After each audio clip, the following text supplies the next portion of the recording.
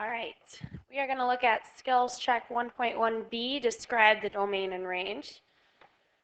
I remember D comes before R in the alphabet, and X comes before Y in the alphabet.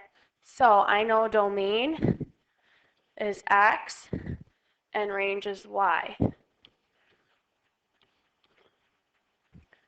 Let's look at part A. This arrow, even though it looks like it's pointing down, is also pointing to the left. I know then that X is going on forever to negative infinity. So I'm going to write negative infinity on the left side of my X and my less than sign in there as well, because I'm using my inequality notation when I'm doing this domain and range. Okay, I also see as I'm moving on, it works until about 6, but there's an open circle there. That means it does not include 6.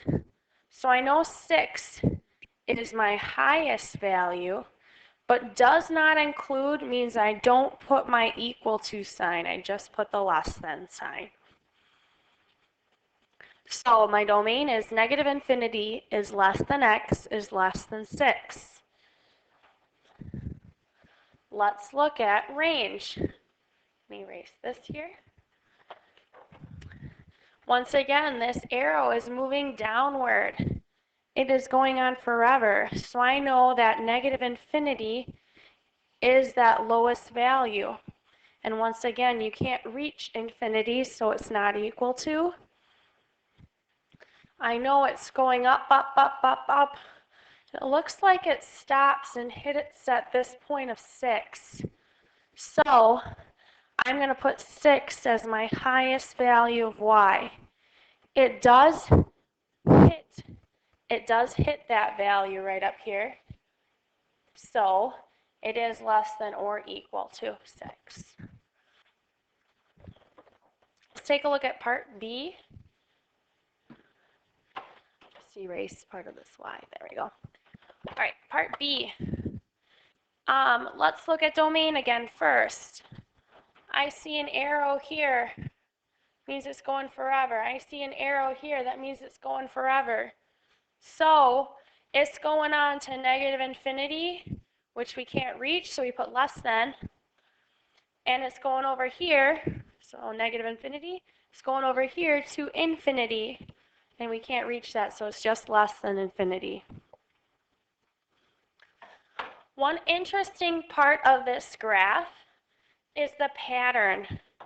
What is happening is these arrows are showing me that it's continuing the pattern, like so. Okay, so I do have a lower value, a minimum, and a higher value, a maximum. This is my lowest value. I see that I'm crossing -3 on the y-axis. So -3 is my lowest. And it actually hits down there, so it's less than or equal to.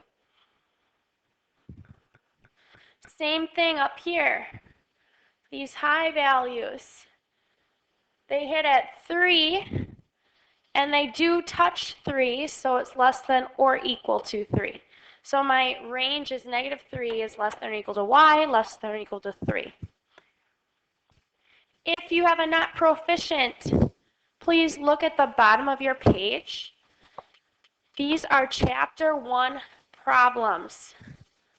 You must complete 34, 35, only these 3 parts, 59 and 63.